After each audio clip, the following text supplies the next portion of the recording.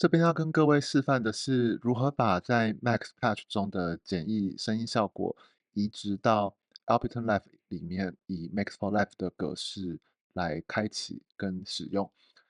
我们这边的例子是第一个练习Undersample。Undersample 这个 Patch 在做的事情是透过数位的方法，把声音的取样率降低，降低之后声音就会感觉比较 Lo-Fi，就有一种数位的破音的感觉。那我们来实际听一下它的效果。首先是我们宣告一个220赫兹的正弦波，那220赫兹的正弦波，它会是一个比中央拉低八度的拉。我们先把声音打开，开启，好，然后把音量推出来。好，这很明显是一个拉嘛。那如果我把这个 dividing factor 变高的话，比如说我变成5，有没有发现这个正弦波感觉就变得比较没那么圆，同时我的频谱上出现了泛音。那大家都知道正弦波其实理论上是不会有泛音的，但是其他的波形，例如方波、锯齿波、三角波，它各自会有不同比例跟位置的泛音。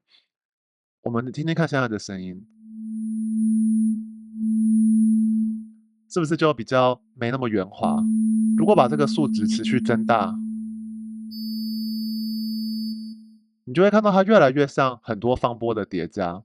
那这个是取样率 （sampling rate） 的 ratio。如果我们把位元率也降低呢，比如说变成从16 bit 变成2 bit，你会看到我的底噪一下变多了，声音推出来，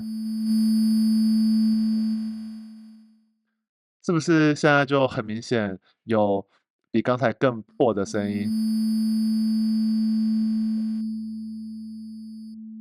那如果我们把位元率跟取样率都同等的增高，它就变回原本的正弦波。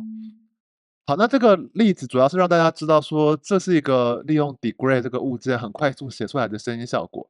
那我们怎么把这个效果放到 Ableton Live 里面呢？首先，我们可以在这个 Ableton Live 里面创造一个 Max for Live 的 device。我们现在是要做一个声音效果嘛，所以我们很自然可以从 Max for Live 这里选到 Audio Effect，开启一个空白的 Max Audio Effect。它预设的话，这里有 plug in 跟 plug out，我们把它打开。好，那现在我们可以把刚才写的这个效果整个复制过来。好，复制过来之后呢，我们来看一下现在有什么东西。这里有一个 plug in 跟 plug out，那这两个一个是声音进到这个 device 的输入，一个是进到这个要从这个 device 出去的输出。我把它们放大一点比较好看。好，那我们把 plug out 拉下来，把它们截断。好，其他一些，你看他说在这里创造你的声音效果嘛。好，那呃，我们也可以一边就是来看一下，具体来说它现在是什么。好，现在你看不到你的编辑状况嘛，因为你必须先存档把它关掉，你才能看得到。那首先来说呢，我们要有一个可以调整音量的一个这个推杆嘛。那在 Mix for Life 里面，我们其实一般会用 Left Again，因为这样它才可以成为被 mapping 的一个控制变相。这个原本的这个 gain 是不能够做 MIDI mapping 的，你就没有这么直观，它不是跟 Ableton Live 整个整合在一起的，所以我们把它先删掉，然后这个如果你想要可以把它变成横的，好，我们把它接过来。那再来就是这个物件嘛，这个物件是我们的关键。好，那我现在不需要这个正弦波了，我不要它了。好，所以其实你像现在这样写啊，你的这个效果器基本上就已经完成了，你也不需要这个 DAC 了，因为我们会用 Live 内建的声音输出。如果你想要的话，你可以留着这个试播的物件来看看它的波形的效果。好，那现在这样子，我们怎么去控制呢？呃，首先就是说，这个 sampling rate ratio 嘛，然后另外一个是你的这个一个是取样率，一个是位元率。那我们实际上还需要这些，就是你想你可以调整它嘛。那这个 ratio 是多少？这个 ratio 其实是从0到1嘛，它实际上这里给你的数值是0到1，所以你其实会需要限制它。那你可以怎么做？一般在 Max Touch 里面，你可以开一个 dial，就一个旋钮来当你的控制项。那这个控制 UI 的物件在 Max for Life 里面就有 Max for Dial，这个 Life Dial，Life Dial。那我可以限制它的范围嘛？我把它限制为0到1，然后浮点数的输出。好，这样的话，它理论上就只能是0到1。我们来看一下这里 Unit Style 变成 Float。好，然后可能要给它一个预设的值，预设是1好了，因为1的话就是声音不做变化。好，所以你可以看到它其实就是0到1。那我们实际上有可能不能让它到0，所以我们换一下好了，0.01到1这样比较安全。因为真的到0可能会出一些问题。那这个其实它会显示数字嘛，所以你这个number box 其实也不是那么需要。那 sampling 这个是 sampling rate，另外一个是 bit ratio，bit resolution 啊，就是位元的这个解析度。它可以设定多少？它其实上限可以到很高啊，不过其实就是人耳不一定都听得出来它的那个差别，所以我们就保守起见，用1到24好了。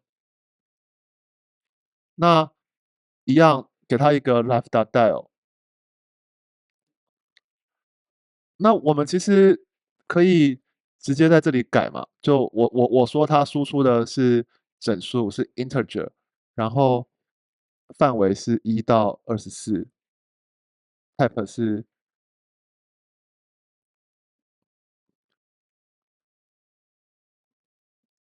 也是整数。好，你看它这样子就是它它就是1到24而已。好，那我也可以给它一个 initial，就是一个预设值，预设值也是满的24，然后我也换一下它的名字。换名字会有一些好处，就是会让你比较好知道它是什么。比如说我换成 bit，那另一个就是 sample rate 嘛。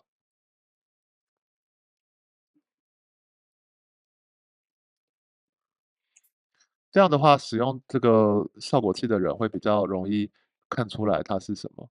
那这样的话，我这两个也不需要了嘛。然后你这样就有一个很好的控制的界面。那我现在可以把它存档。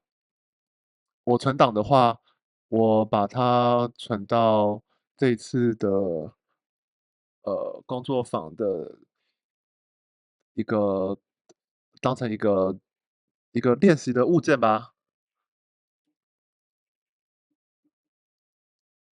好，Bit Crusher Demo。好，好，我这样存好之后，我可以把它关掉。啊，这样子不是很丑吗？就你看，虽然可以控制，可是长得很丑嘛。那我们先来试试看好了，我拉一些声音素材进来。好，一个鼓，然后我播放它，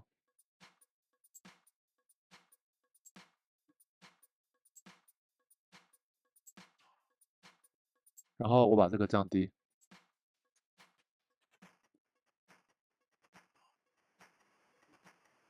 大家应该可以听到它其实有变嘛。那再来就是怎么把它变得漂亮一点。小技巧，我们把你要的这些控制项加到 Presentation Mode，然后选择开启的时候是用 Presentation Mode 开启，然后切换到 Presentation Mode 去调整一下你的整个这个界面的控制。这条黑线之上就是你实际上看得到的。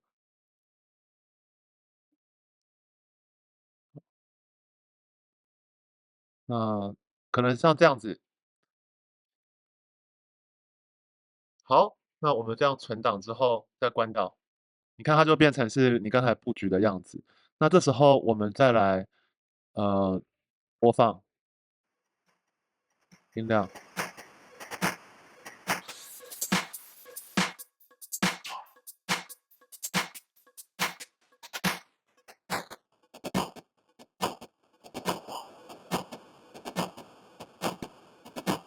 好，那这个是一个效果器嘛，所以你可以很容易的复制它，贴过来 MIDI 轨。那在 MIDI 轨你不就可以开一些乐器了吗？好，那我们开一个乐器，一个 bell。那这个铃铛的声音原本在我全部都不去降低 sample rate 跟 bit resolution 下，应该是这个声音。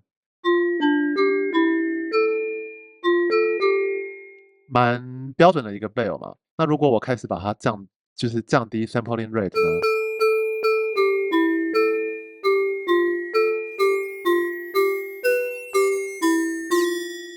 一样，这个 beat 降低就会有底噪。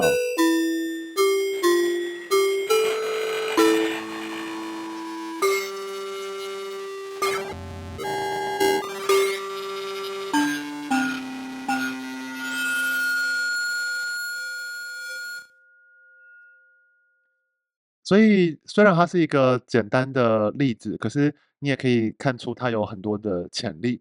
那想了解更多的话，也可以到我们的官网上看相关的文章，或是到 Cycling 74的官网看他们的各种 Mix for Life 的范例。